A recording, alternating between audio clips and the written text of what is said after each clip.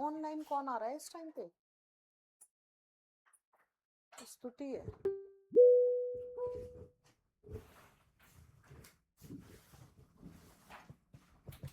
चलो लिखो collinearity of 3 points.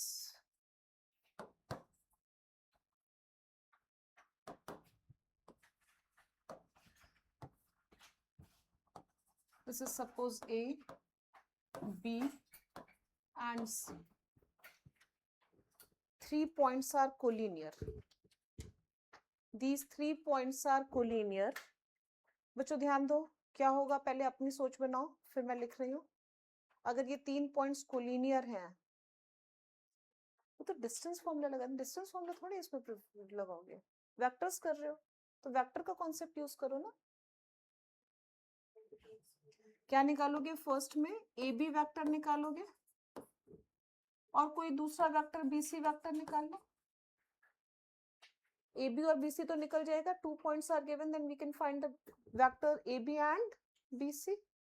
अब because A B and B C are collinear, A B and B C are दो vectors collinear है, तो मैंने क्या बताया था, if two vectors are collinear, if A and B are collinear, then one is a scalar multiple of other. One is a scalar multiple of other. तो ये this is equal to lambda times BC. This is the first condition. Awanish कहाँ थे आप? अच्छा आप थे कल? ओह भाई मैं सोच रही थी बच्चा तो मेरा ही है, मैं सबको यही कह रही थी, लेकिन आपकी आवाज बिल्कुल नहीं आ रही थी। स्तुति बोलना जरा, स्तुति।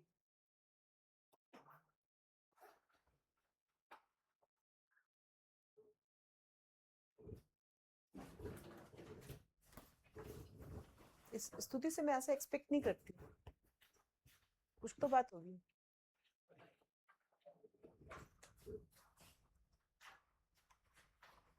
उसको उधर कॉपीज को रख दो, उसी के ऊपर रख दो बंडल। हाँ कल डिफरेंशियल इक्वेशन का है, किस टाइम पे दोगे ये बताओ मुझे, या तो मॉर्निंग में 8:30 दे दो आकर के, या शाम को 4 बजे दे दो, ठीक है। और 11 o'clock का टाइम तुम लोग का मैंने फिक्स कर दिया है। अगर कोई भी एडिशनल टॉपिक्स कर रहे हो, डाउट्स हैं, कुछ भी करना है, ट्राई करो मेरे पास आ जाओ 11 to 12, ठीक है। अगर लगता है कि अपने आप से पढ़ाई नहीं हो रही है, यहाँ पे 1-1.5 घंटे बैठ करके हो जाएगी, मनस्वी की तो होती ही नहीं, वो ट्राई ही नहीं करती।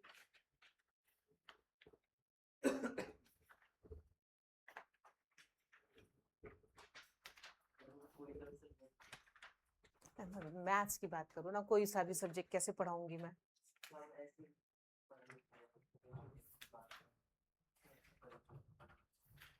आ सकते हो, कुछ नहीं, ये तो आपका कुछ ऐसा नहीं है, पढ़ने के लिए आ सकते हो, लेकिन अकेले बोर हो जाओगे ऐसे करोगे तो, ग्रुप में आओगे तो सही रहेगा। हाँ चलो, A B is equal to lambda times B C, ये बात समझ में आ गई? कल मैंने क्या क्या बताया था सबको समझ में आ गया? कोलिनियर वेक्टर्स का कॉन्सेप्ट समझ में आ गया? कोलिनियर वेक्टर्स कब होंगे सबको समझ में आता है, कब होंगे कोलिनियर वेक्टर्स? दो वेक्टर्स कोलिनियर का मतलब क्या है? क्या है आरव? दो वेक्टर्स कोलिनियर का मतलब क्या है? दोनों सेम लाइन ऑफ सपोर्ट पे हैं, दोनों सेम लाइन, कुछ मैग्नीट्यूड कुछ भी हो सकता है और डायरेक्शन ऑपोजिट भी पॉसिबल है, ठीक है।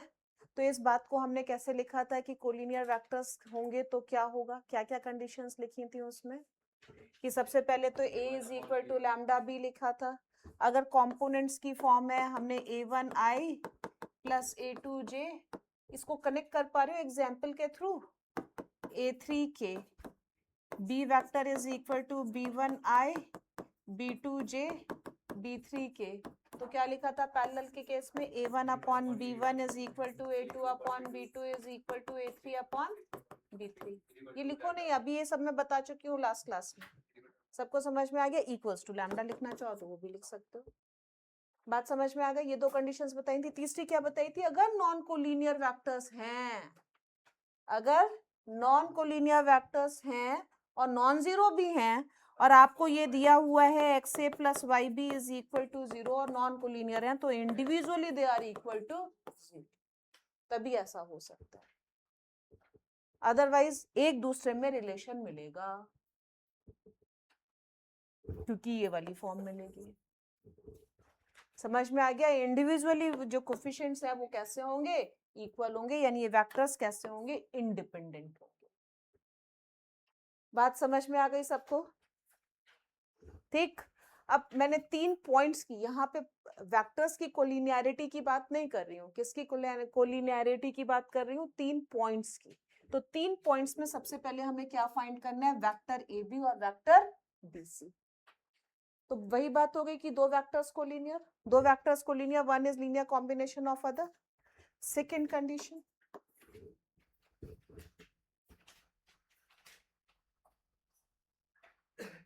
तीन पॉइंट्स अगर कोलिनियर हैं,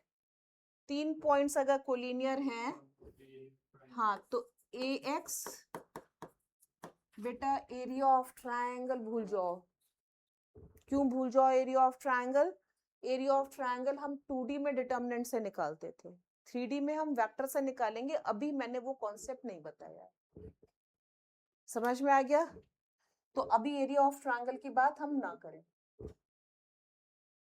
रुको, बोलते बोलते लिखा मैंने, एक्स ए प्लस इसका पोजीशन वेक्टर ए है, इसका पोजीशन वेक्टर बी है और इसका पोजीशन वेक्टर क्या है? सी है।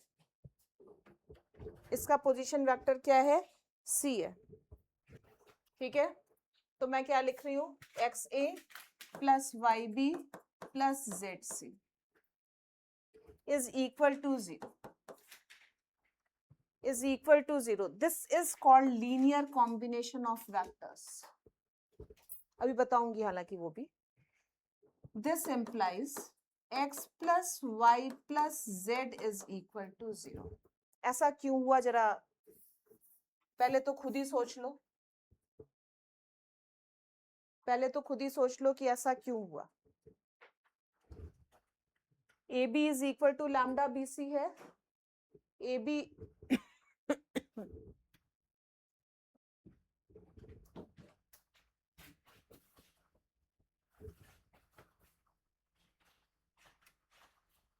थोड़ा जल्दी आ जाएगा, 15 मिनट लेट आए।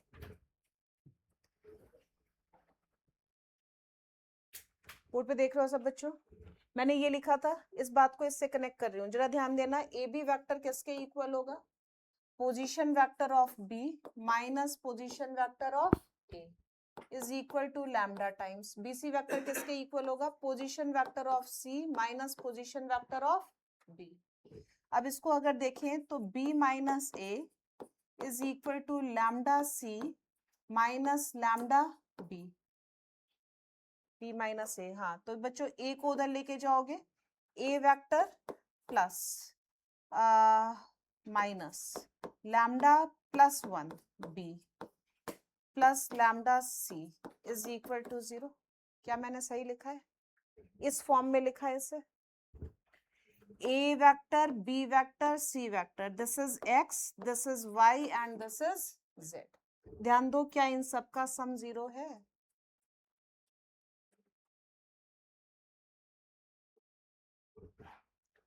नहीं आया समझ में? क्या समझ में नहीं आया? ये मैंने इसको लिखा ए बी वेक्टर को, अरीशा एक मिनट रुक जाओ। ए बी वेक्टर कैसे निकालोगे? अगर पोजीशन वेक्टर इसका ए है, इसका बी है, इसका सी है, तो ए बी वेक्टर किसके इक्वल होगा? किसके इक्वल होगा? Vector B minus vector A होगा। Position vector of B minus position vector of A, lambda times B C किसके इक्वल होगा?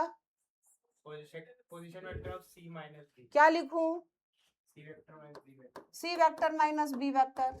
अब मुझे इस फॉर्म में कन्वर्ट करना है इसे, तो ए का एक साथ लूं, बी का एक साथ और सी का एक साथ। करो, देखो क्या आ रहे हैं कोफिशिएंट्स।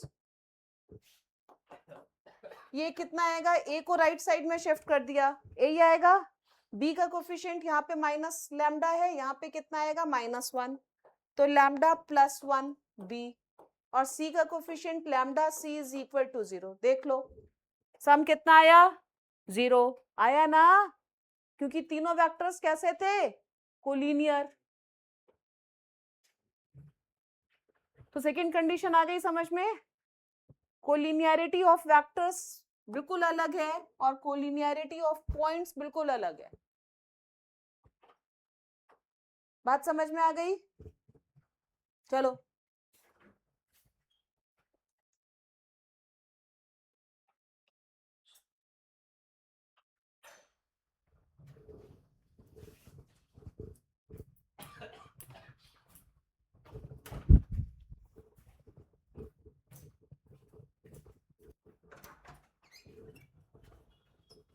कितनी लेट ऋषित?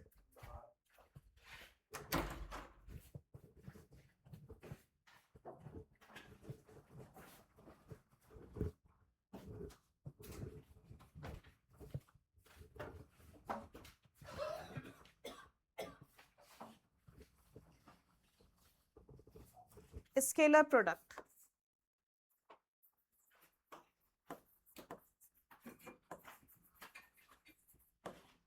और डॉट प्रोडक्ट,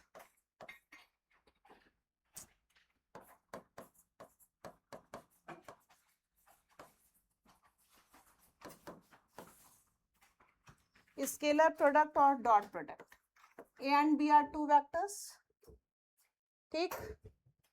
तो A dot B is equal to, हम क्या डिफाइन करते हैं, mod A mod B cos theta, where a is this, b is this, so theta is the angle between these two vectors. Theta is the angle between these two vectors. ये a dot b सबको पता है, physics में use करते रहे हैं सब बच्चे, लेकिन अगर कंपोनेंट्स की फॉर्म है, हाँ बच्चों ध्यान देना, अगर मैं i डॉट i करूंगी तो कितना आएगा, बिकॉज एंगल कितना है 0 डिग्री, cos 0 कितना होता है 1। सिमिलरली j डॉट j कितना होगा 1, k डॉट k कितना होगा 1, बट i dot j 0, j dot k 0, a dot b is also equal to b dot a, k dot i किसके इक्वल 0, ठीक। अगर मैं वेक्टर a बोलूं, a1i, a2j, a3k, and vector b is suppose b1i, b2j, b3k, तो a dot b इस case में क्या होगा, सिंपल डॉट प्रोडक्ट, इसकी इसमें करोगे, बच्चों ध्यान देना, डॉट प्रोडक्ट कर रहे हैं विदाउट यूजिंग दिस, एंगल नहीं पता है, सिर्फ कंपोनेंट्स पता है, डॉट प्रोडक्ट करना आता है ना सबको। क्या लिख दूं बोलो, a1 b1, a2 b2, a3 b3, a3 b3, this is the required dot product. जब एंगल मालूम है तो ये x y z क्या है, वो सेकंड वाला form, real numbers, where x, y, z belongs to set of real numbers, set of real numbers। Second वाला कैसे हुआ, यही तो बताया ऊपर, देखो ध्यान दो, ए बी सी तीनों पॉइंट्स कोलिनियर थे, ईशान ध्यान से देखना, तो ए बी वेक्टर और बी सी वेक्टर पैरेलल होंगे, पैरेलल होंगे तो स्केलर मल्टीपल होगा, ए बी वेक्टर लेकर के देखोगे तो देखो ये कोफिशिएंट्स का सम हमेशा कितना आएगा, 0 आएगा, और लैम्डा कोई भी रियल नंबर था, कुछ भी हो सकता है वो, ठीक है। अब इसी में लिखो प्रोजेक्शन ऑफ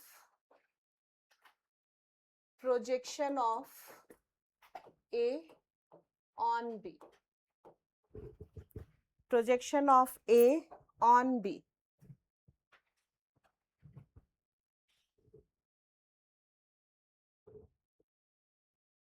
ठीक है। Projection of A on B का मतलब क्या है, पहले इस बात को समझ लो, ये वेक्टर ए है और ये वेक्टर बी है, इसका प्रोजेक्शन इस पे मतलब ये वाली डिस्टेंस, इसका प्रोजेक्शन इस पे मींस ये वाली डिस्टेंस। सब बच्चों समझ रहे हो? अब बच्चों डिस्टेंस है, मैग्नीट्यूड है, projection is always the length, projection is always the length. तो ए वेक्टर का हम क्या लेंगे, मैग्नीट्यूड, और ये एंगल क्या लेंगे, थीटा। तो हॉरिजॉन्टल कंपोनेंट तो सबको समझ में आता ही है, mod of A cos theta, ये किसके इक्वल होगा, mod of A cos theta. सब बच्चों समझ रहे हो ना, फिजिक्स में पढ़ा है सबने हॉरिजॉन्टल कंपोनेंट। लेकिन हम इस फॉर्म में, हमें थीटा नहीं पता है, सिर्फ ए और बी पता है। तो थीटा का फॉर्मूला पुट करेंगे क्या, A dot B upon mod A mod B, mod A mod B, और ए से ए को काट देंगे, इसका मतलब vector A upon mod of A. इसको कुछ ऐसी फॉर्म में भी लिख सकते हो, बी कैप, जिस पे ले रहे हैं प्रोजेक्शन उस डायरेक्शन में यूनिट वेक्टर, जिसका ले रहे हैं वो वेक्टर।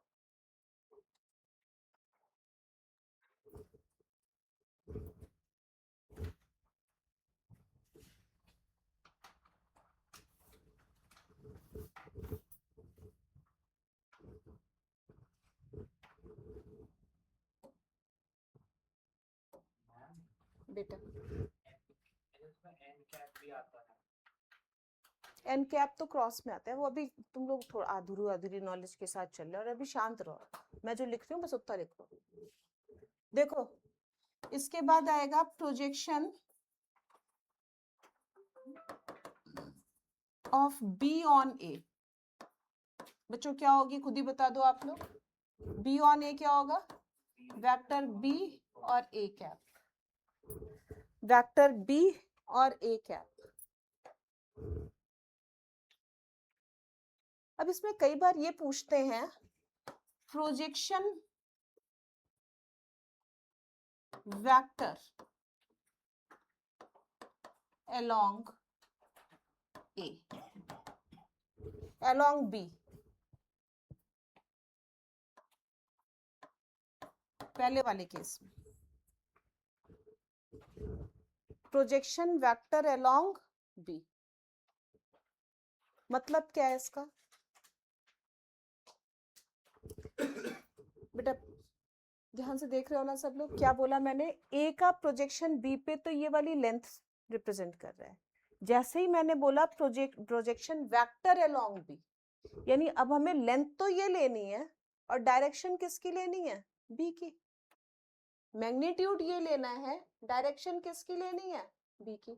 जब सिर्फ डायरेक्शन लेनी हो तो क्या लेते हैं, यूनिट वेक्टर, बी कैप। तो क्या लेंगे, मैग्नीट्यूड तो यही लेंगे, यानी A dot B upon mod of B, तो मैग्नीट्यूड हो गया ये पूरा, ये पूरा क्या हो गया, मैग्नीट्यूड। और बी कैप का मतलब mod of vector B upon mod of B, और बीच में ना तो डॉट आएगा ना क्रॉस आएगा, because this is scalar and this is vector.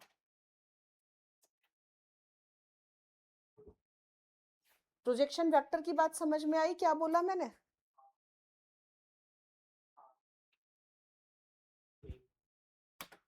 यही बोल रहे थे। अच्छा, तो अब इसमें एक बात और लिख लो, projection vector perpendicular to B, projection vector perpendicular to B,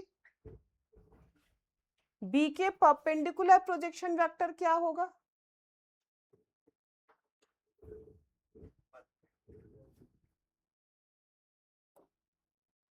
बच्चों मैं हमेशा ये बोलती हूँ कि कॉन्सेप्ट याद रखना, रिजल्ट्स ये नहीं कि ये लिख दिया ये लिख दिया ये लिख दिया, पता नहीं कहां से आया है, हर चीज का मैं रीजन बता रही हूँ, वरना क्वेश्चंस में यूज नहीं कर पाओगे फॉर्मूले याद करने से। सबको समझ में आ गया, रीजन बताया मैंने, प्रोजेक्शन का मतलब क्या है और उसकी लेंथ का मतलब क्या है, उसके प्रोजेक्शन वेक्टर का मतलब क्या है, किस डायरेक्शन में लिया है उसका मतलब क्या है। अब मैं क्या बोल रही हूँ, बी के परपेंडिकुलर, यानी ये वाली डायरेक्शन बोल रही हूँ, कौन सी डायरेक्शन बोल रही हूँ, बी के परपेंडिकुलर बोल रही हूँ। तो इसमें क्या लगा दे, ट्रायंगल लो, हमें ये वाला वेक्टर निकालना है, लेट अस सपोज ये सी वेक्टर है, तो हमें ये बी वेक्टर पता है ना, तो क्या लिखेंगे बच्चों बताना जरा, यहीं पे लिख रही हूँ, B plus C is equal to A लिखोगे, B plus C is equal to, सबको समझ में आ रहा है, सिंपल ट्रायंगल लॉ लगाया मैंने, तो सी वेक्टर किसके इक्वल हुआ, लेकिन ये बी वेक्टर पूरा नहीं लिया है मैंने, यहाँ पे बी का प्रोजेक्शन है एक तरह से, प्रोजेक्शन वेक्टर, हाँ प्रोजेक्शन वेक्टर लिख लो, बी डैश कर दो, हाँ मतलब बी डैश कर देते हो, मतलब ये बी डैश क्या वो है, एक मिनट शांत रहो, अब मैं फिर से बताती हूँ, कहाँ से समझ में आना बंद हुआ, यहाँ तक आया समझ में पूरा, अचिंत आया पूरा समझ में, अब मैंने पूरा बता रही हूँ, कहाँ से समझ में आना बंद हुआ ये बताओ, ये वाला आया नहीं आया, ये वाला आया, ये आया, अब देखो प्रोजेक्शन वेक्टर अलोंग बी, इस वाले का निकाल लूँ, A on B, A on B में बी के डायरेक्शन में आपको प्रोजेक्शन वेक्टर लेना है, तो जब भी वेक्टर लेना है और प्रोजेक्शन लेना है, तो प्रोजेक्शन का मतलब मैग्नीट्यूड तो किसका, प्रोजेक्शन का, और डायरेक्शन किसकी, बी की, प्रोजेक्शन का मैग्नीट्यूड ये है ना प्रोजेक्शन का मैग्नीट्यूड, और डायरेक्शन किसकी है, बी की, डायरेक्शन सिर्फ जब लेनी है तो क्या लेते हैं, यूनिट वेक्टर, इसको सी लिख लो, लो ये इस वेक्टर को मैंने सी लिख लिया,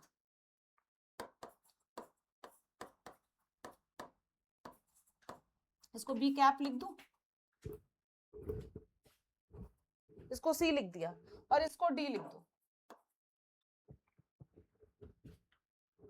अभी ठीक है, तो अब मुझे कौन सा वेक्टर मिला है, सिर्फ इतना वाला मिला है ना, ये वाला जिसमें मैग्नीट्यूड ये है और डायरेक्शन ये है, ये सी वेक्टर मिला है मुझे, ये वाला, अभी नहीं आया सीता, ये ए वेक्टर है, ये पूरा बी था, इसका मैग्नीट्यूड कुछ भी हो सकता था, मैग्नीट्यूड को मैंने कितना फिक्स किया, प्रोजेक्शन के बराबर, तो अब मुझे ये वेक्टर कौन सा, सिर्फ यहां से यहां तक जो वेक्टर मिला ये कौन सा मिला, सी, जो कि प्रोजेक्शन वेक्टर है अलोंग बी, ये बात समझ में आई, अब मैं परपेंडिकुलर टू बी यानी ये वाला वेक्टर फाइंड कर रही हूँ, तो बी लिखना सही नहीं होगा ना उस केस में, इसलिए मैंने उसे बी डैश किया था, जबकि मुझे क्या चाहिए, सिर्फ यहां से यहां तक का चाहिए ना वेक्टर, तो मैग्नीट्यूड प्रोजेक्शन वाला ही चाहिए ना, तो क्या लिखूंगी, अब मैं ट्रायंगल लॉ इसमें लगाऊंगी ना, तो क्या लिखूंगी बोलो, C vector plus D vector is equal to vector A, बात समझ में आई, हमें निकालना क्या है, डी वेक्टर, तो D vector is equal to A minus C, ठीक है, a माइनस सी का मतलब कितना हुआ, a वेक्टर तो as it is, c vector ये पूरा था, ये पूरा मतलब a dot b upon mod of b और b cap, ma'am C vector का मैग्नीट्यूड 1 है, कैसे 1 हो सकता है, आप खुद सोचो, मैग्नीट्यूड मैंने इतना रखा है ना जितना प्रोजेक्शन है, खुद ही देखो 1 कैसे हो सकता है,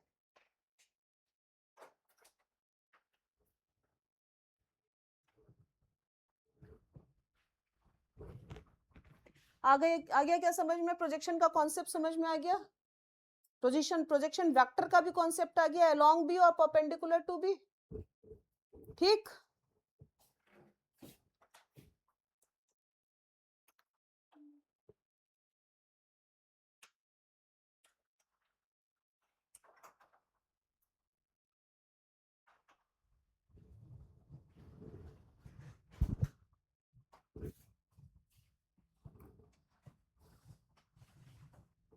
आगे चले,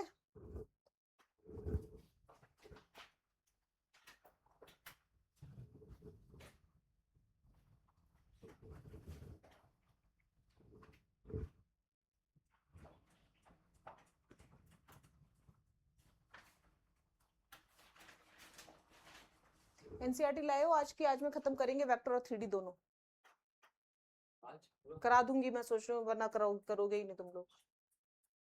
ठीक है, आज दोनों चैप्टर्स खत्म होंगे, 1 घंटे। जितने भी घंटे लगे। तुम लोग की केमिस्ट्री क्लास तो नहीं है? अरे शांति शांत, बाद में पूछना भी नहीं। ठीक है, डन बच्चों, जल्दी जल्दी करो।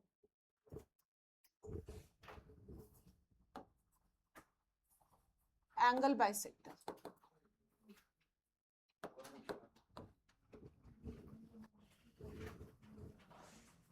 Angle bisector.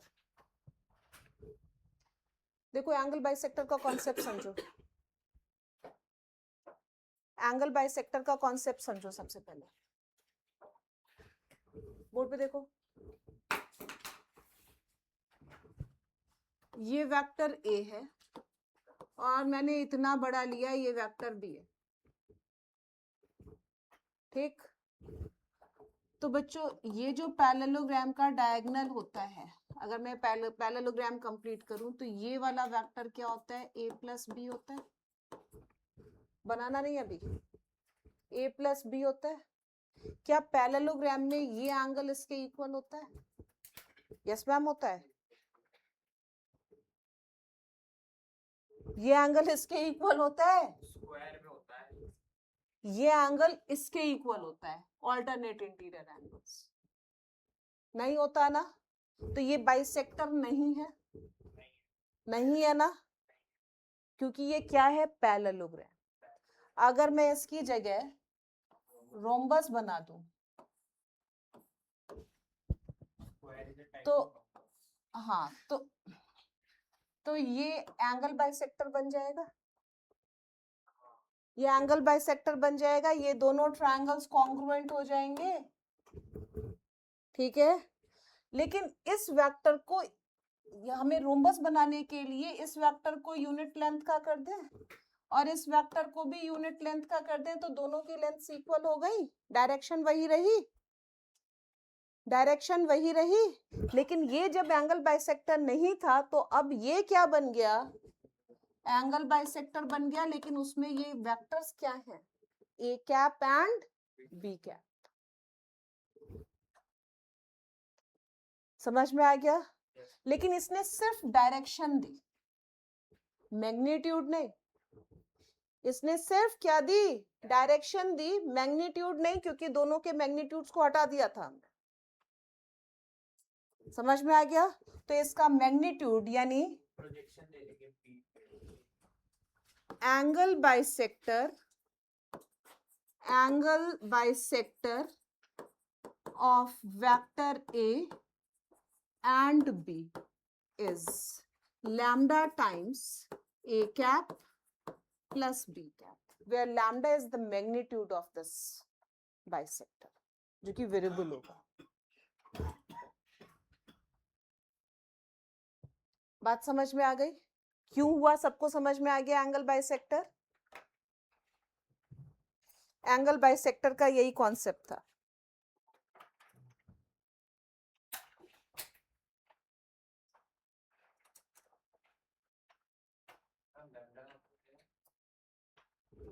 Lambda is any real number?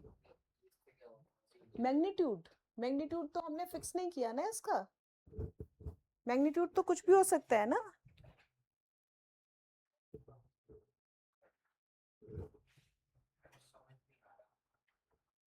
मतलब आपने मैम वो, लेकिन वो जो होगा वो डायगोनल जो होगा वो तो यूनिट वेक्टर नहीं होगा, है ना?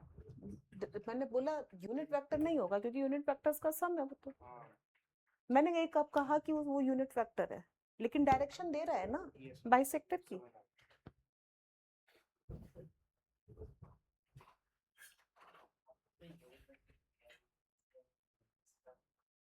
फिर से बोलो। लेंथ को इक्वल करना है, लेंथ को इक्वल कैसे करूं बताओ? दोनों वेक्टर्स की मैग्नीट्यूड अलग अलग है, मुझे उन्हें इक्वल करना है। 1 स्टैंडर्ड है ना, आप 2 ले लो, 3 ले लो, दोनों की 2 तभी तो लैम्डा मल्टीप्लाई किया है मैंने। समझ में आ गया? यूनिट वेक्टर का रिप्रेजेंटेशन लिया है, बाकी कुछ भी हो सकती है, दोनों की सेम होनी चाहिए बस। समझ में आई बात पूरी? पूरी सब बच्चों समझ में आई? क्षितेश ठीक है। इसके बाद लीनियर कॉम्बिनेशन लिखो।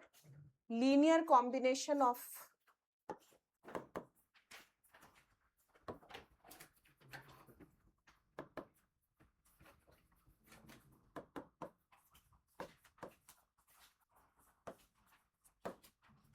linear combination of vectors. Linear combination of vectors.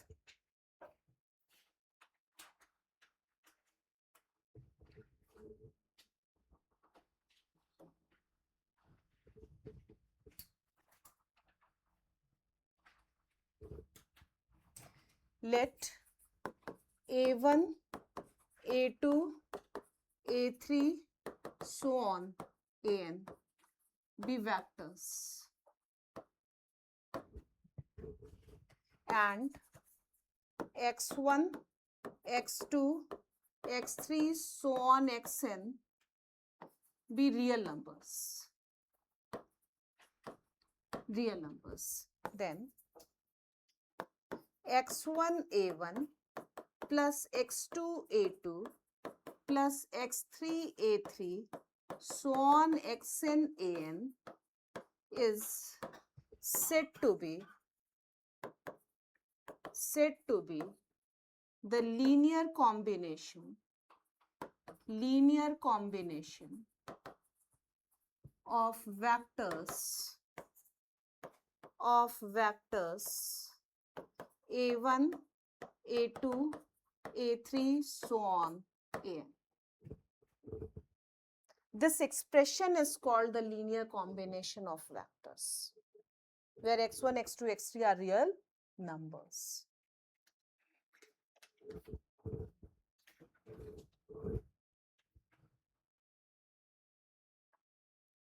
इसी में लिखो fundamental theorem in a plane. Linear combination of vectors. Yes, linear combination of vectors. Fundamental theorem in plane.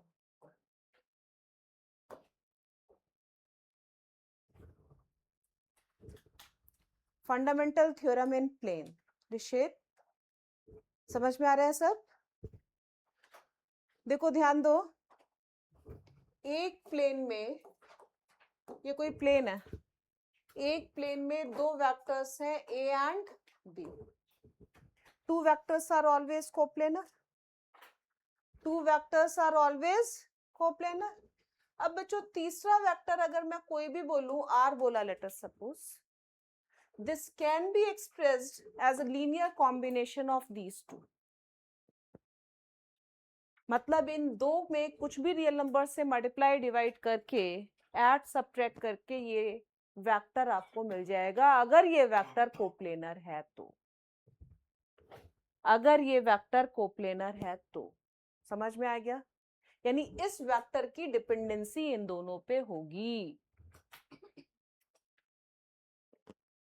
समझ में आ गई बात? इस वेक्टर की डिपेंडेंसी इन दोनों वेक्टर्स पे होगी, या इस वेक्टर की इन दोनों पे कह सकते हो, या इस वेक्टर की इन दोनों पे कह सकते हो. सब आपस में कनेक्टेड होंगे बिकॉज दे आर कोप्लेनर. सबको समझ में आ गया? तो क्या लिखेंगे? Let A and B be two. Let A and B two vectors lying in a plane. Then any other vector r which is on the same plane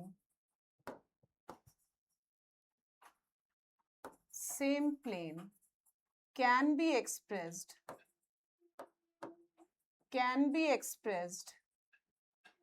as a linear combination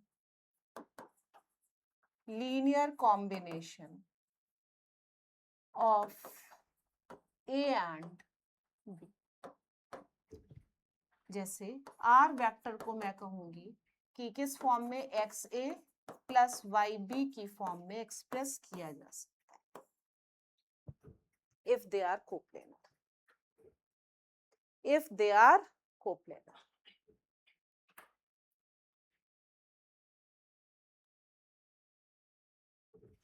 समझ में आ गई बात? ये meaning समझ में आ गया? इस बात को हम क्या कह सकते हैं? इस बात को हम क्या कह सकते हैं कि R, A and B are linearly dependent. Are linearly dependent क्योंकि एक को बाकी दो की फॉर्म्स में एक्सप्रेस किया जा सकता है. एक को बाकी दो की फॉर्म में एक्सप्रेस किया जा सकता है. बात समझ में आ गई? अब बच्चों यहीं पे लीनियरली इंडिपेंडेंट कब बोलेंगे? डेफिनेशन यहीं पे लिख लो. Three vectors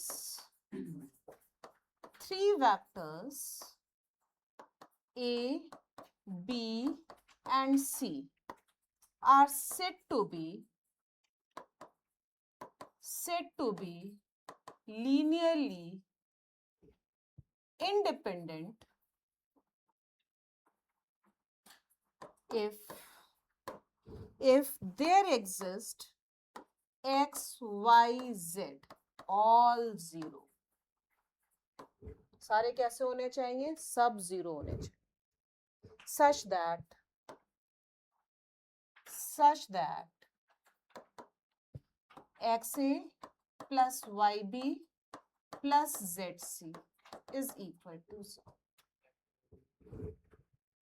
मीनिंग समझो बच्चों, जो मैंने लिखा है. बात इसकी है कि इतनी बड़ी बड़ी थ्योरी लिख रहे हैं, उसका मतलब समझ में आना बहुत जरूरी है.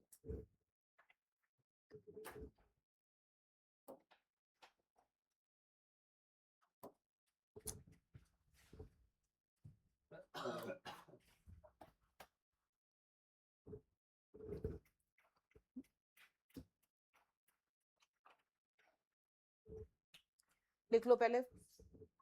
कितनी यहां तक की बात समझ में आई थी सबको? लीनियर कॉम्बिनेशन सबको समझ में आ गया? लीनियर कॉम्बिनेशन में क्या है कि वेक्टर्स के साथ कुछ कुछ स्केलर्स मल्टीप्लाई हो रहे हैं और उनका सम लिया हुआ है. यही है लीनियर कॉम्बिनेशन का मतलब.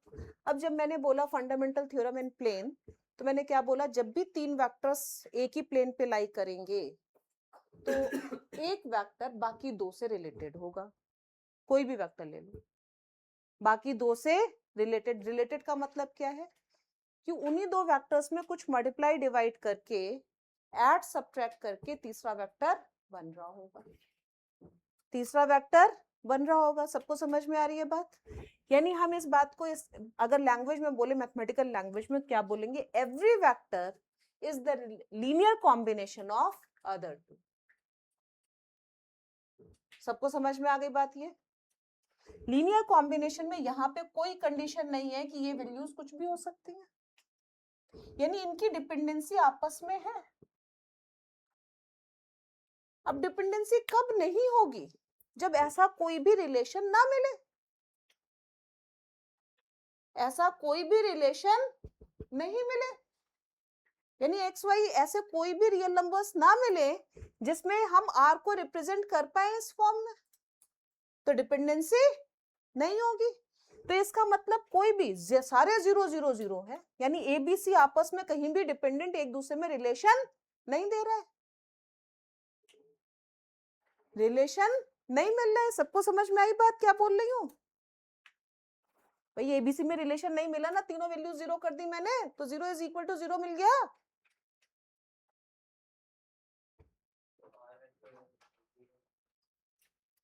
क्या बोला आपने? समझ नहीं आया.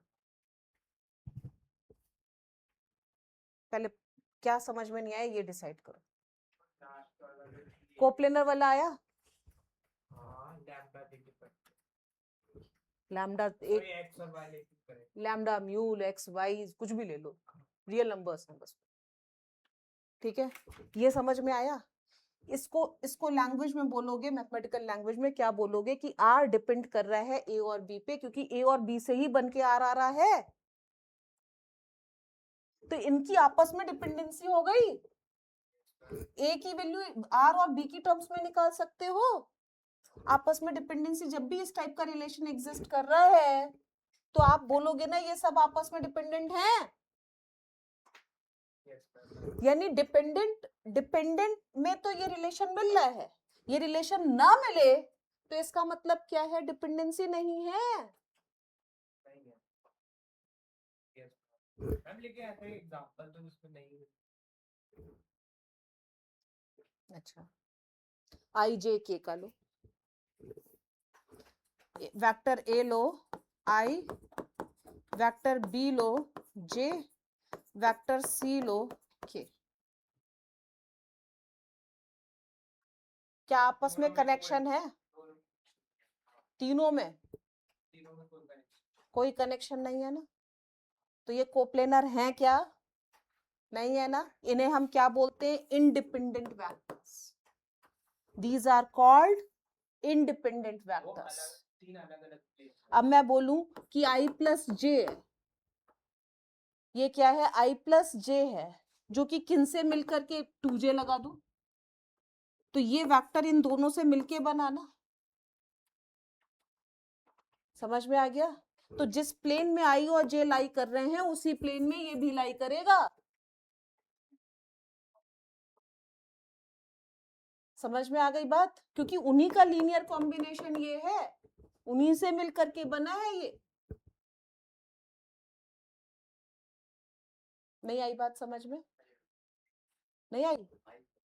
आई।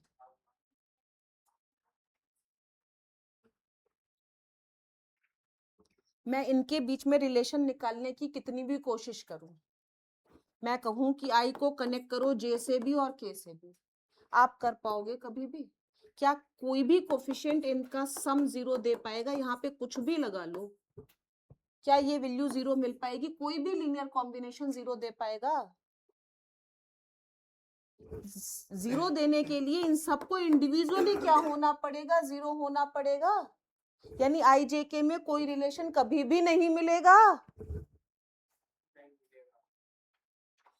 तो ये 3 वेक्टर्स कैसे हुए?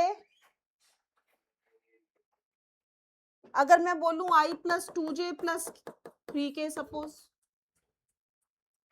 तो ये वेक्टर इन तीनों पे डिपेंड कर रहा है।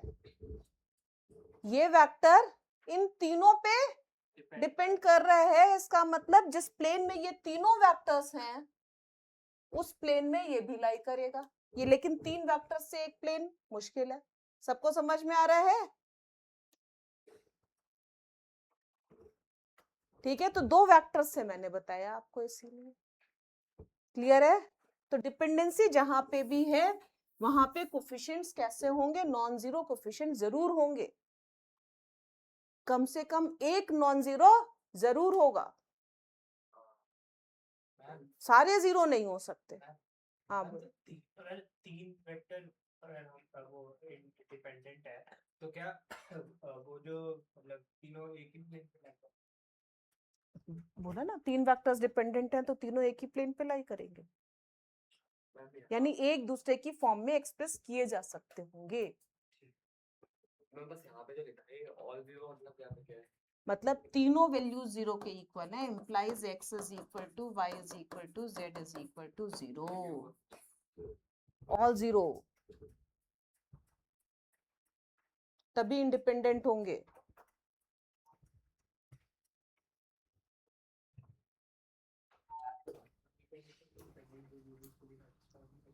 फिर से बोलो।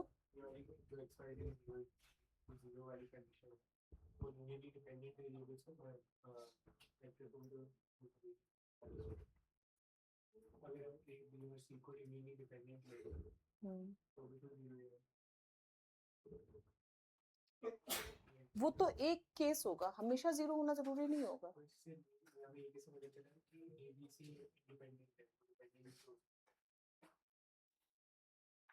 ऐसे मैंने क्या बोला कि देयर डज नॉट एग्जिस्ट, कोई भी ऐसे एक्स वाई जेड ना मिले।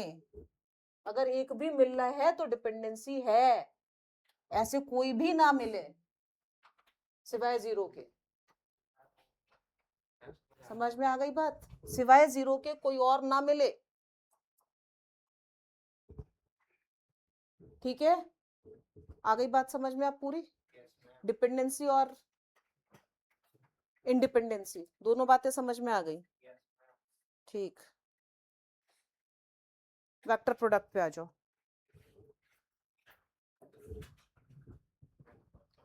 Vector product,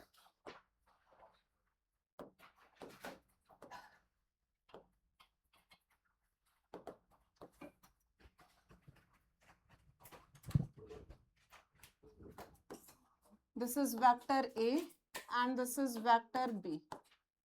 This angle is theta. This angle is theta. बच्चों ध्यान दो, vector cross product vector product है तो डायरेक्शन होगी A से B की डायरेक्शन में, ऐसे फोल्ड करो तो जो आपके थंब की डायरेक्शन है वो आपकी A क्रॉस B की, A से B की डायरेक्शन। अगर इसी को मैं उल्टा कर दूं, इधर A कर दूं इधर B कर दूं, तो ऐसे मुझे फोल्ड करना पड़ेगा, तो ये पीछे की डायरेक्शन आएगी। सबको समझ में आ गया? तो एक A क्रॉस B, रिजल्टेंट की बात कहाँ से आ रही है? रिजल्टेंट तो प्लस या प्लस होता है या माइनस होता है, यहाँ तो मैं प्रोडक्ट कर रही हूँ। हाँ, ए से मतलब जो पहले आ रहा है वहां से फिंगर्स फोल्ड करो दूसरे की साइड। समझ में आ गया? जो थंब की डायरेक्शन है वो आपकी किसकी होगी? ए क्रॉस बी की। तो ए क्रॉस बी किसके इक्वल? वेक्टर है क्योंकि, so this is sine theta और एन कैप।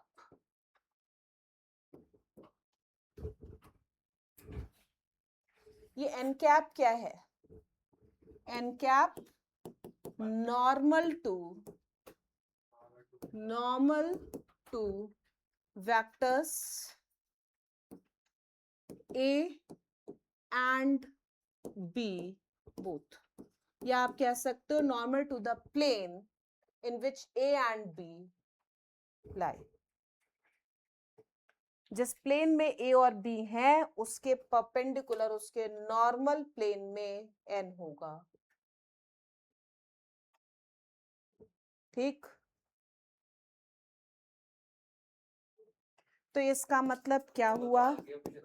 A क्रॉस, बेटा बोला ना, A cross B is equal to minus B cross A, जबकि डॉट प्रोडक्ट कम्यूटेटिव होती है but cross product is not commutative.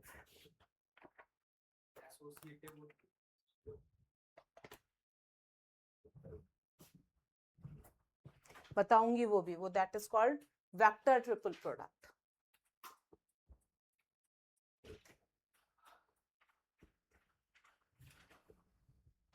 Theory पढ़ने में इतना टाइम लगा दिया तुम लोगों ने, थ्योरी थ्योरी थ्योरी चले जा रही है अभी तक। ये बात समझ में आ गई? A क्रॉस B की डायरेक्शन ये होगी तो B क्रॉस A की डायरेक्शन पीछे होगी, ऑपोजिट होगी, तो बस डायरेक्शन का डिफरेंस है, मैग्नीट्यूड सेम है। ठीक है, अब मैंने बोला A वेक्टर है A1I A2J A3K, B vector है B1I B2J B3K। बच्चों यहाँ पे जब ये किया तो साइक्लिक ऑर्डर और लिख लो, ये I J और K, तो आप समझ ही गए होगे I क्रॉस J किसके इक्वल होगा? K के। J क्रॉस K किसके इक्वल होगा? I के। और K क्रॉस I किसके इक्वल होगा? J के। Cyclic order. अगर इसी का ऑर्डर रिवर्स करोगे तो क्या बन जाएगा? Minus I। और I क्रॉस I कितना होगा? बिकॉज इनके बीच का एंगल 0 हो गया और साइन 0 कितना होता है? 0। तो J क्रॉस J भी कितना होगा? 0। एंड K क्रॉस K भी कितना होगा? 0। ये तो सबको पता ही है, उल्टा करोगे तो सारे माइनस हो जाएंगे।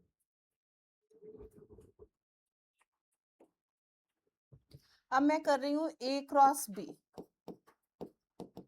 तो बच्चों क्या होगा, I, ये तो सब लोग निकालते होंगे फिजिक्स में, A1 A2 A3 B1 B2 B3, क्या होती है क्रॉस प्रोडक्ट, I, कर लोगे क्या, चलो लिख देते हैं, A2 B3 minus A3 B2 J A1 B3 minus A3 B1 plus K A1 B2 minus A2 B1.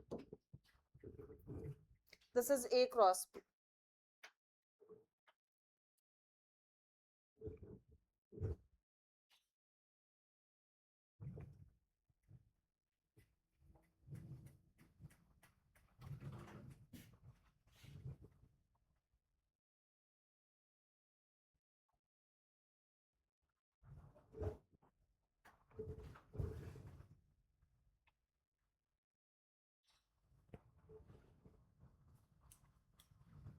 इसी में एक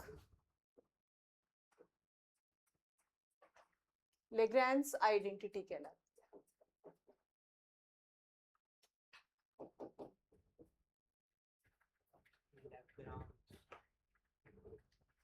वो होती है बच्चों ध्यान देना, A cross B whole square is equal to, किसी भी वेक्टर के स्क्वायर का मतलब क्या है, किसी भी वेक्टर के स्क्वायर का मतलब क्या है, A cross B dot A cross B, यही मतलब होता है, किसी भी वेक्टर का स्क्वायर कर रहे हो, so this is equal to this, इसका मतलब क्या है, मॉडुलस ऑफ दिस का स्क्वायर, लिख सकते हो क्या, बिकॉज सेम वेक्टर है, इनके बीच का एंगल कितना होगा, 0, और cos 0 कितना होता है, 1, cos 0 कितना होता है, ये बात समझ में आई क्या लिखी मैंने,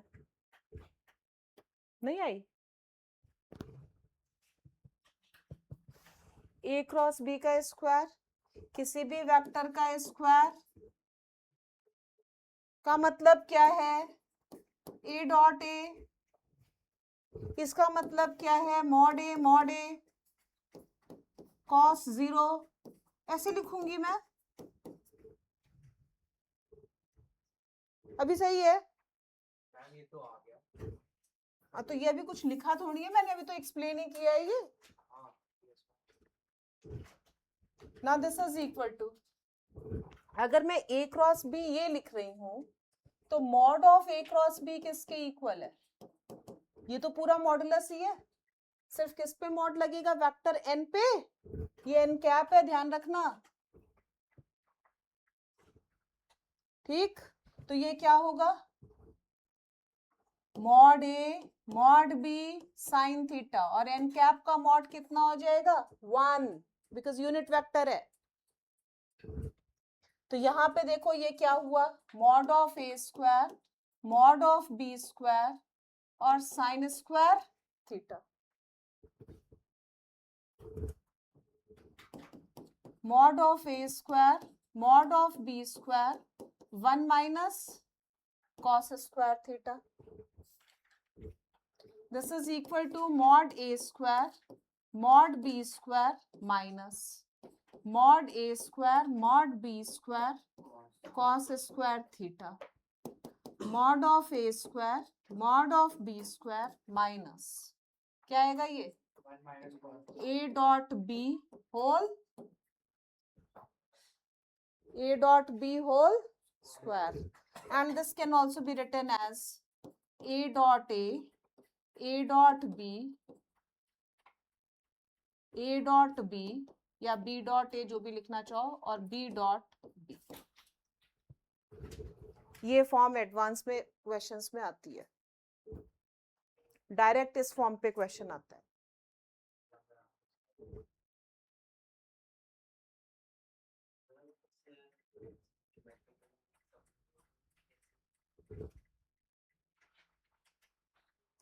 मैं तो अभी तो ये मैथमेटिकली मैंने प्रूव किया है, किस बात को ज्योमेट्रिकली समझने की कोशिश कर रहे हो, वेक्टर का स्क्वायर क्या है, ज्योमेट्री एक के ऊपर एक ओवरलैपिंग है, जिस डायरेक्शन में फोर्स उसी डायरेक्शन में डिस्प्लेसमेंट, ऐसा समझो। वो तो लेकिन वो क्रॉस में नहीं बोल रही हूँ, वो तो खैर डॉट में बोल रही हूँ। क्रॉस में क्या होगा, क्रॉस किस पे तुम टॉर्क वगैरह पे लगाते हो ना, तो उसमें देख लो डायरेक्शन 0 पे क्या होगा। एप्लीकेशन तो तुम लोग फिजिक्स में खुद ही कर रहे हो।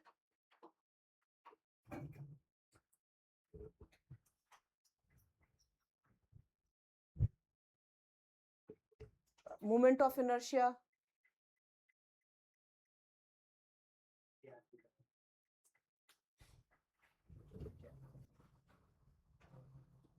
फोर्स परपेंडिकुलर डिस्टेंस लेते हो ना, फोर्स का परपेंडिकुलर डिस्टेंस रोटेट करते हो एग्जैक्टली। हाँ, टॉर्क लेते हो, मोमेंट ऑफ इनर्शिया भी तो होता है।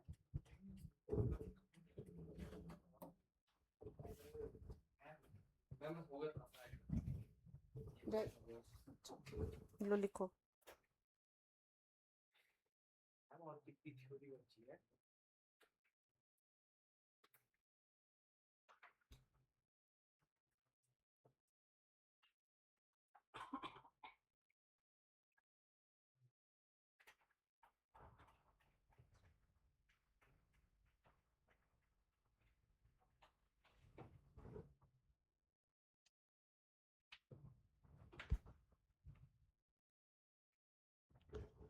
बहुत सारी बातें, कुछ नहीं, कितनी थ्योरी बची है, लिखते जाओ बस। देखो ध्यान दो, ये वेक्टर ए है, ये वेक्टर बी है। आपको इस पैरेललोग्राम का एरिया बताना है, this is theta. Shiven, area of this parallelogram कैसे, क्योंकि ये क्या होगा, mod of B sine theta, और ये कितना, इसका मैग्नीट्यूड कितना, मॉड ऑफ ए। तो area of parallelogram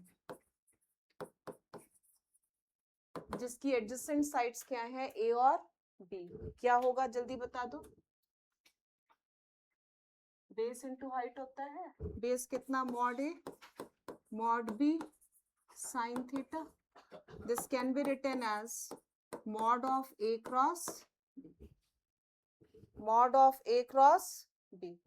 Similarly, area of triangle, area of triangle, ये वेक्टर ए, ये वेक्टर बी और ये थीटा क्या होता है, हाफ बेस इनटू हाइट होता है। तो बात वही हो गई, बस यहाँ पे हाफ लग जाएगा।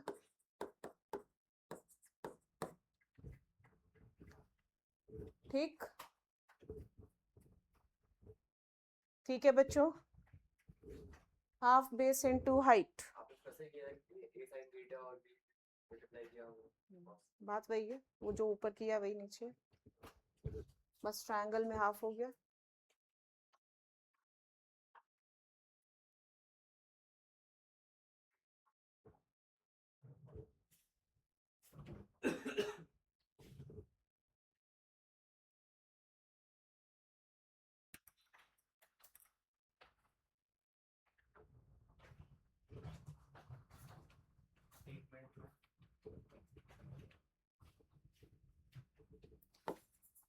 एरिया ऑफ क्वाड्रिलेटरल,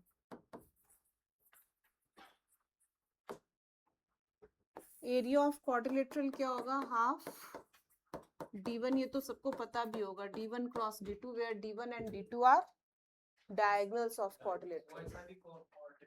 कोई सा भी क्वाड्रिलेटरल, कोई सा भी क्वाड्रिलेटरल।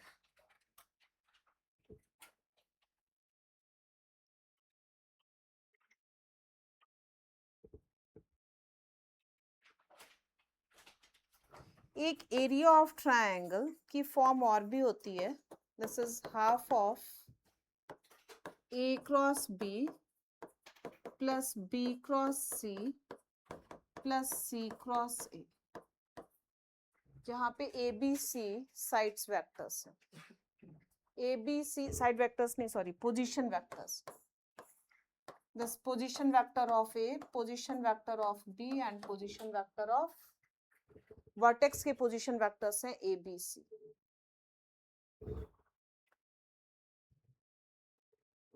अब बच्चों इसको जरा प्रूव करें, ये वाला। तो इसको मैंने ए दिया, इसको बी दिया और इसको सी दिया ने। तो जल्दी बताना ए बी वेक्टर क्या होगा?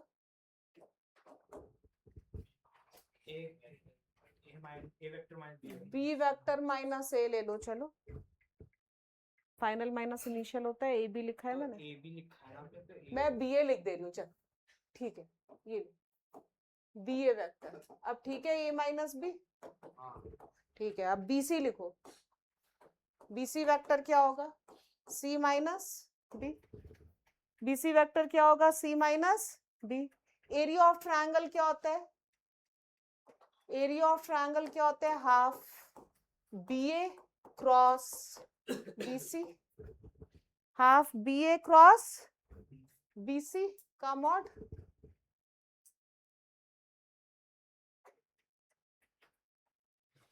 सही है।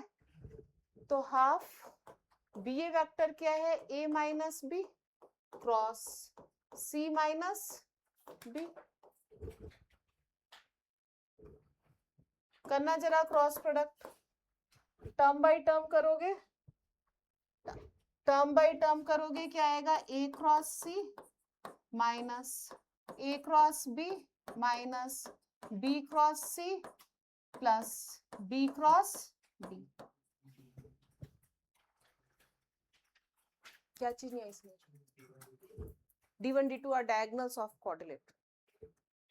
ठीक है बेटा, बात नहीं अभी, क्या नहीं आया? सब कुछ आ रहा है ना, तो बात नहीं करो। 1/2 A cross C as it is, B cross B कितना होगा जल्दी बताओ? वेक्टर का उसी वेक्टर के साथ cross product is always 0, because angle कितना हो गया? 0 हो गया, साइन 0 0। तो ये कितना, इसका ऑर्डर रिवर्स कर दो, तो बी क्रॉस ए, इसका ऑर्डर रिवर्स कर दो तो सी क्रॉस बी। सबका ऑर्डर गड़बड़ हो गया है, हमें ए क्रॉस बी से शुरू करना था, तो मॉड तो लगा ही हुआ है, सबका नेगेटिव साइन लगा दे, मॉड से रिमूव कर दे। हाँ, तो ये फॉर्मूला मैं प्रूव कर रही थी, हो गया, मान लेते हो? सबको आ गया समझ में? जिसमें ए बी सी क्या है? पोजीशन वेक्टर्स है। ए बी सी क्या है? पोजीशन वेक्टर्स है। ये जो फॉर्मूला लिखा है इसमें ए और बी क्या थे? एडजेसेंट साइड वेक्टर्स थे।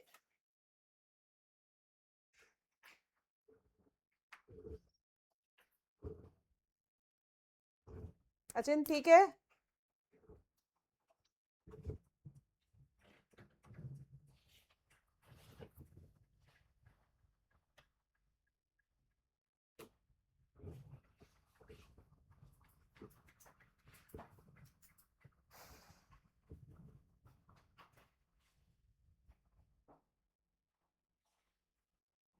क्या करें, एनसीईआरटी खत्म करें? थ्योरी तो चलती रहेगी, अभी है काफी सारी है। Scalar triple product, vector triple product, 3D का भी थोड़ा सा पार्ट करा रही हूँ, तो शॉर्टेस्ट डिस्टेंस भी आ जाएगी। लेकिन शॉर्टेस्ट डिस्टेंस तो बता ही दूं, वरना फिर 3D पे अटक जाओगे। रुक जाओ, पहले शॉर्टेस्ट डिस्टेंस बता दूं। पता नहीं,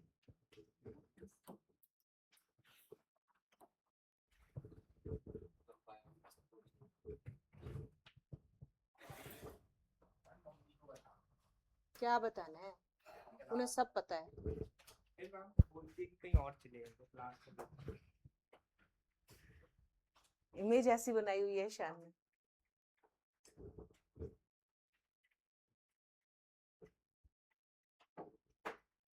अरे ये 1/2 मत लिख देना तुम लोग, ये वैल्यू 1/2 नहीं है, मैं कुछ और लिखने वाली थी। कहोगे आपने लिखा था ये 1/2। आगे बात समझ में सबको? ठीक है, क्या बताने वाली थी? Shortest distance. लिखो जरा, shortest distance between two lines.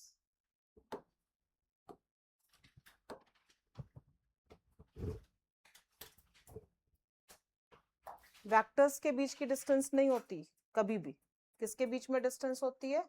Lines. Vector को तो उठा के कहीं भी रख दो, ठीक है। तो डिस्टेंस हमेशा किसके बीच में होगी? लाइंस। अब लाइंस कैसी कैसी पॉसिबल है? अगर कोप्लेनर लाइंस हैं, एक ही प्लेन पे हैं, तो या तो वो पैरेलल होंगी,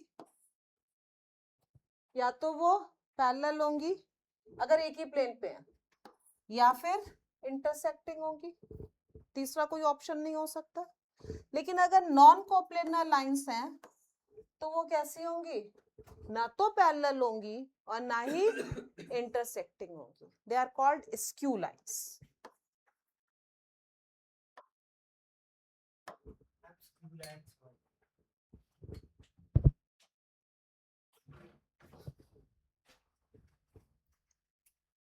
ये दो लाइंस हैं, ये कभी भी इंटरसेक्ट करेंगी? पैरेलल है? नहीं कर रही इंटरसेक्ट। पैरेलल है? अरे नहीं है। ये लाइंस हैं, पैरेलल हैं? है। कहाँ है पैरेलल? सॉरी नहीं है, नहीं है। इंटरसेक्टिंग है? इंटरसेक्टिंग तो ये कैसी है? Skew line. समझ में आई? ये लाइंस, ठीक। अब मैं सेम प्लेन पे ले रही हूँ, ये लाइंस इंटरसेक्टिंग समझ में आ गया? इसको नीचे कर दिया, स्क्यू बनी। समझ में आ गई बात? 3D में स्क्यू आ जाता 3D में स्क्यू आ जाता है। आ गई बात समझ में सबको? ठीक है। तो स्क्यू लाइंस और कोप्लेनर लाइंस में डिफरेंस समझ में आ गया? कोप्लेनर है तो यही दो केसेस होंगे, नॉन कोप्लेनर है तो स्क्यू लाइंस होंगे, ठीक है। इंटरसेक्टिंग है तो शॉर्टेस्ट डिस्टेंस कितनी होगी? 0 होगी। इंटरसेक्टिंग है तो शॉर्टेस्ट डिस्टेंस कितनी होगी? 0 होगी।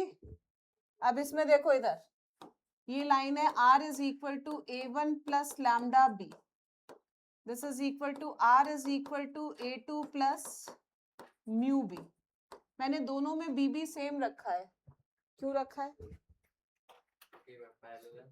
क्योंकि हाँ, ये a1 क्या होता है? पॉइंट होता है, और b1 क्या होता है? पैरेलल, सॉरी b क्या होता है? पैरेलल वेक्टर होता है, जो कि दोनों का सेम होगा। क्योंकि लाइंस कैसी हैं विधान? लाइंस कैसी हैं? पैरेलल। तो पैरेलल की लाइंस की इक्वेशन सही लिखी है मैंने वेक्टर फॉर्म में? पैरेलल लाइंस की इक्वेशन मैंने वेक्टर फॉर्म में सही लिखी है? हाँ मैम, आपने सही लिखी है। तो ये a1 है और इस पॉइंट को मैंने लिया a2। a1 is the point on this line and a2 is the point on this line, ठीक। अगर मैं ये वेक्टर आपसे पूछूं तो आप बता पाओगे ये वेक्टर क्या होगा? ये होगा a1 माइनस a2, बिल्कुल सही। और ये वेक्टर आपको पता ही है कौन सा है? b। तो ये वाला वेक्टर आपको चाहिए है, यही डिस्टेंस आपको चाहिए है। ध्यान दो, ये क्या है? वर्टिकल प्रोजेक्शन है एक तरह से। अगर इस एंगल को मैं थीटा कंसिडर करूं तो ये क्या है? Mod of a1 minus a2 sine theta है कि नहीं है? क्या है? a1 minus a2। तुम लोग को कुछ समझ में नहीं आ रहा। Mod of a1 minus a2 क्या है? Sign theta. और साइन थीटा, थीटा किन दो वेक्टर्स के बीच में एंगल लिया है मैंने? a1 माइनस a2 और b के बीच का एंगल है ना। तो साइन थीटा किसके इक्वल होगा? किसके इक्वल होगा? मैम समझ नहीं आया कि कैसे।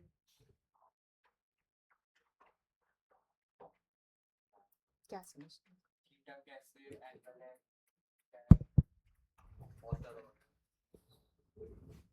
तुम लोग बीच में गायब हो जाते हो। मैं जब शुरू करती हूँ तब सुन नहीं रहे होते हो, फिर फाइनल जब करने जा रही होती हूँ तब कहते हो ये हुआ कैसे।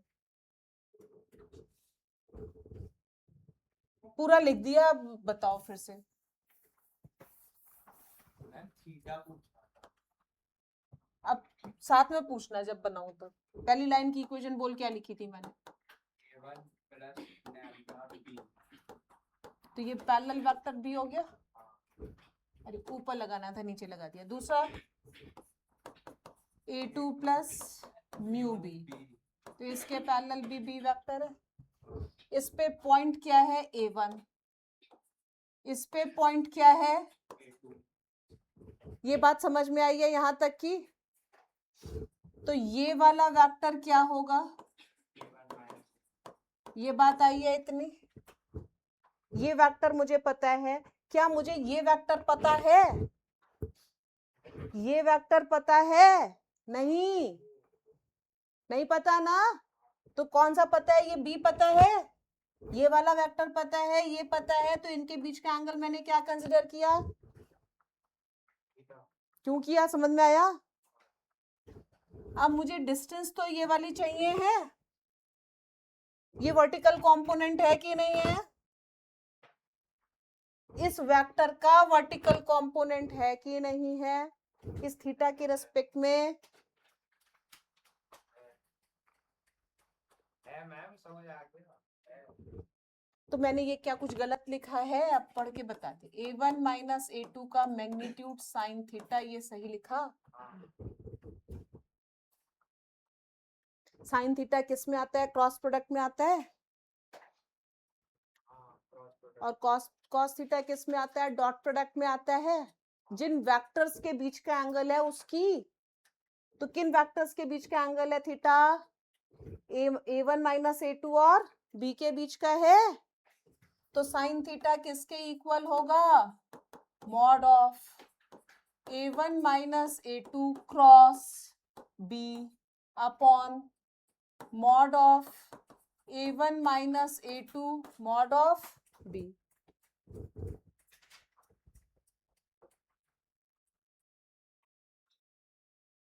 सही है क्या? मैम एक और कि शॉर्टेज डिस्टेंस भी हमेशा वो मतलब परपेंडिकुलर डिस्टेंस के हमेशा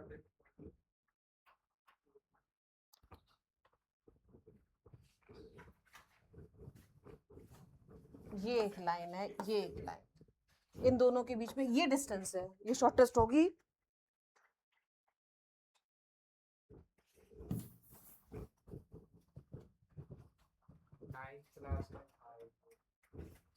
अभी ये समझ, साइन थीटा की वैल्यू आ गई। दो वेक्टर्स जिनके बीच का एंगल है उनकी cross product divided by their magnitudes. So this is equal to a1 minus a2, sine theta की वैल्यू पुट कर दे, a1 minus a2 cross b upon mod of a1 minus a2 mod of b। सब vector ही है बेटा, नहीं तो mod of a1 minus a2 cross b upon mod of b। आ गई शॉर्टेस्ट डिस्टेंस। किन के बीच की आई? Parallel lines. किन के बीच की आई? Parallel lines. अब इस क्यू लाइंस पे आ जाए। आज की क्लास तो गई तुम लोग की। इस क्यू लाइंस थोड़ा साफ सुथरा लिखे, वरना फिर 3 बार पूछोगे मुझसे। ये इंटरसेक्टिंग के केस में शॉर्टेस्ट डिस्टेंस लिख लेना, कितनी होगी? 0। ठीक, इस क्यू लाइंस का केस बना रही हूँ, जरा साफ साफ फिगर बनाना। मैम दो लाइन इंटरसेक्टिंग को कैसे पता लगता है? दो वेक्टर देखो, वो एक मिनट, इसका क्वेश्चन सही है, हालांकि मैंने क्योंकि क्वेश्चंस नहीं कराए हैं तो पूछना आप लोग का जायज है। देखो ध्यान देना, मैं एक लाइन लिख रही हूँ, r is equal to something a1 plus lambda b b1 और r is equal to a2 plus mu b2। दो लाइंस लिखी मैंने। ठीक, अगर इंटरसेक्टिंग है तो ये जो r पॉइंट है, ये पॉइंट कैसा होगा? कॉमन होगा, पहली लाइन पे भी होगा और दूसरी लाइन पे भी होगा। समझ रहे हो ना? तो इसका मतलब हम इन दोनों r को इक्वेट कर सकते होंगे, इक्वेट कर सकते हैं। इसका मतलब a1 plus lambda b1 is equal to a2 plus mu b2 होगा। क्लियर बने ना कि B1 और B2 है। मैं तो जनरल लाइंस ली हैं कोई भी, हमें पता नहीं पैरेलल है, इंटरसेक्टिंग है, कैसी स्क्यू है, क्या है, हमें नहीं पता। पैरेलल नहीं है ये दिख रहा है क्योंकि B1 B2 अलग अलग है, और हमें पॉइंट ऑफ इंटरसेक्शन फाइंड करना है। क्या फाइंड करना है? Point of intersection. अरे बेटा जी मैं सब बता तो रही हूँ, मैंने कहा पैरेलल दिख जाएंगी। कैसे दिखेंगी पैरेलल? अरे ये B1 B2 सेम होगा, हाँ भाई पैरेलल दिख जाएंगी। Yes ma'am. क्या नहीं दिखेगा? स्क्यू और इंटरसेक्टिंग। तो उसके लिए क्या कर सकते हो? एक तो शॉर्टेस्ट डिस्टेंस जीरो कर सकते हो पैरेलल का केस लेकर के, वो स्क्यू का केस लेकर के, सॉरी, समझ में आ गया? दूसरा तरीका क्या है कि दोनों का कॉमन पॉइंट क्या लोगे? आर लोगे, दोनों को इक्वेट कर दोगे। इक्वेट कर दिया, इक्वेट करके ये IJK में आएगा, ये भी IJK में आएगा। तो I का कोफिशिएंट I के कोफिशिएंट के इक्वल, J का कोफिशिएंट J के इक्वल, K का K के इक्वल। 3 इक्वेशंस बनेंगी लैम्डा म्यू में। 2 इक्वेशन से लैम्डा म्यू की वैल्यू आएगी, और तीसरी को वो अगर सेटिस्फाई करता है, तीसरी को तो इंटरसेक्टिंग है, नहीं करता है तो नहीं है, तो नॉन इंटरसेक्टिंग है। और ये पॉइंट ऑफ इंटरसेक्शन फाइंड करने का भी तरीका है, क्योंकि लैम्डा म्यू तो आ जाएगा अगर इंटरसेक्टिंग है, and you have to find the point of intersection. तो क्या करोगे? लैम्डा म्यू तो आ गया, लैम्डा म्यू की वैल्यू, लैम्डा की वैल्यू इसमें पुट कर दोगे तो पॉइंट मिल जाएगा। आई बात समझ में?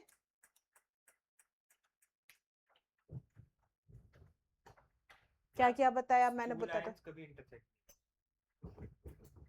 ना पैरेलल हो सकती, मतलब B को तो सेम होना पड़ेगा इंटरसेक्टिंग के लिए। भी को क्यों सेम होना पड़ेगा? तो पैरेलल हो जाएंगी।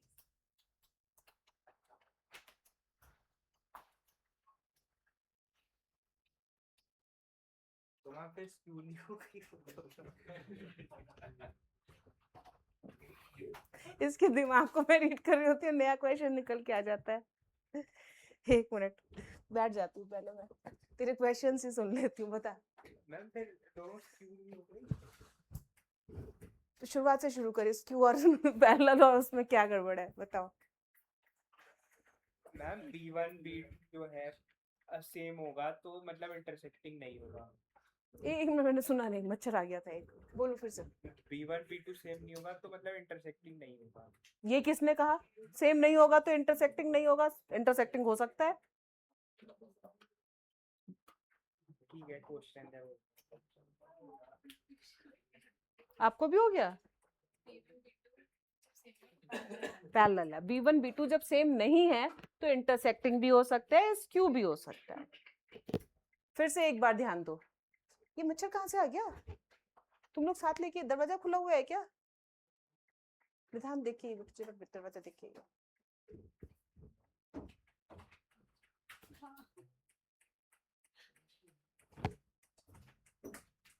हाँ क्या हुआ?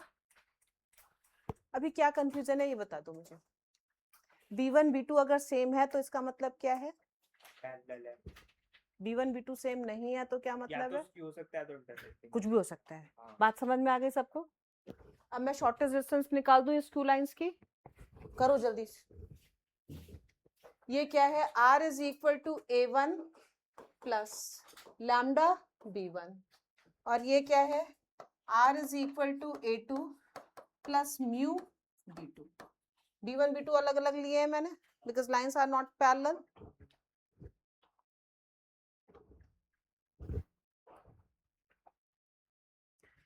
बच्चों ध्यान दो, जब भी लाइंस स्क्यू हैं, लाइंस स्क्यू हैं, तो उनके बीच में एक ऐसी लाइन जरूर होगी जो दोनों के परपेंडिकुलर होगी, जो दोनों के परपेंडिकुलर होगी, और वही लाइन ऑफ शॉर्टेस्ट डिस्टेंस होगी।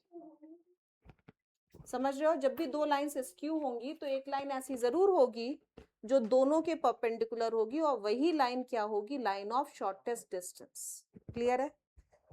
तो लो, अब मैंने बोला कि ये वाली लाइन है, दिखने में नहीं लग रही है, but it is perpendicular to both.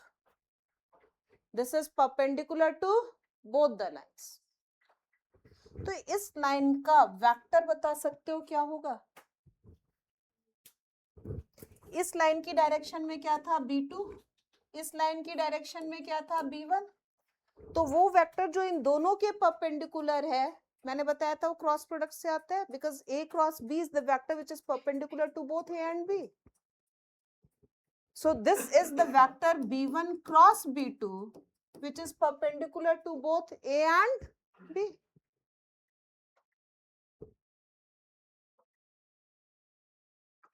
ठीक है, अब मैंने ये पॉइंट लिया A1, ये पॉइंट लिया A2, तो ये वेक्टर तो मिल गया मुझे A1 माइनस A2।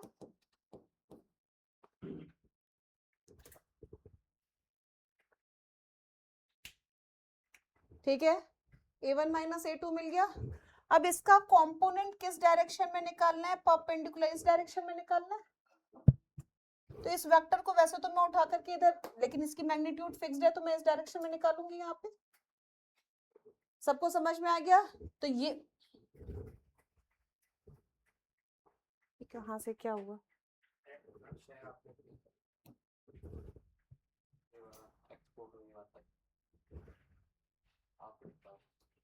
ठीक है, हाँ मैंने कुछ क्लिक नहीं किया था, अपने आप हो जाता है, पता नहीं कैसे।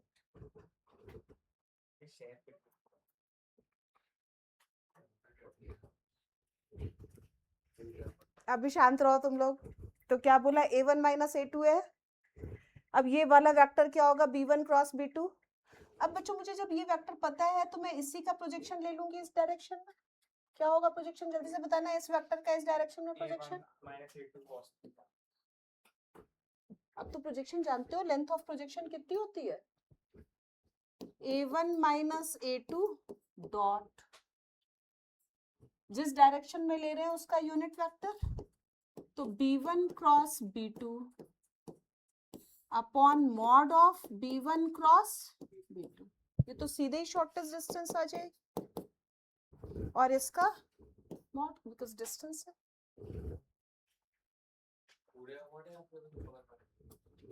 अरे बेटा नीचे वाला तो ऑलरेडी मॉडुलस है ही है। क्या नहीं आया समझ में? आया फॉर्मूला? आया समझ में? इस वेक्टर का प्रोजेक्शन इस डायरेक्शन में ले रही हूँ, वेक्टर मुझे पता ही है।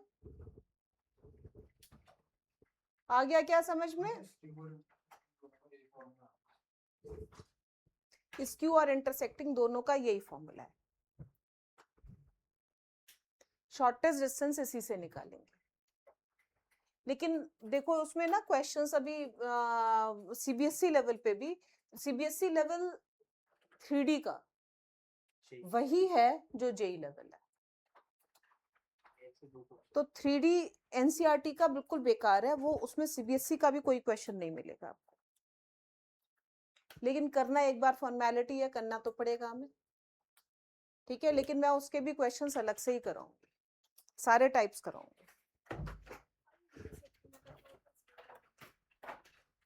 हाँ इंटरसेक्टिंग है तो शॉर्टेस्ट डिस्टेंस अपने आप 0 आ जाएगा। क्या हो गया? टाइम हो गया क्या? स्तुति होते ही आउट हो गई, अभी जस्ट आउट हुई है। उसे सपना आ गया कि मैम बंद करने वाली है।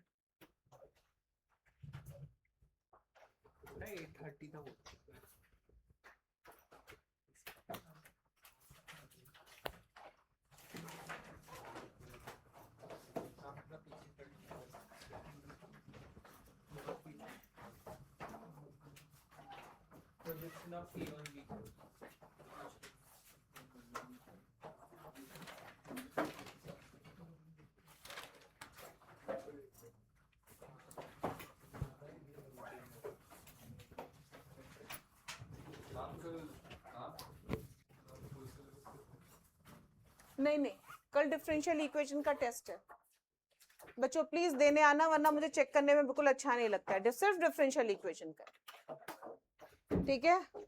किसी भी टाइम पे दे जाना, मॉर्निंग में 8:30 to 10 या इवनिंग में 4 to 6। रिया आप भी देने आना इस बार। वो ले गया मेरा। सात्विक था। अरे नहीं, मेरा ले गया।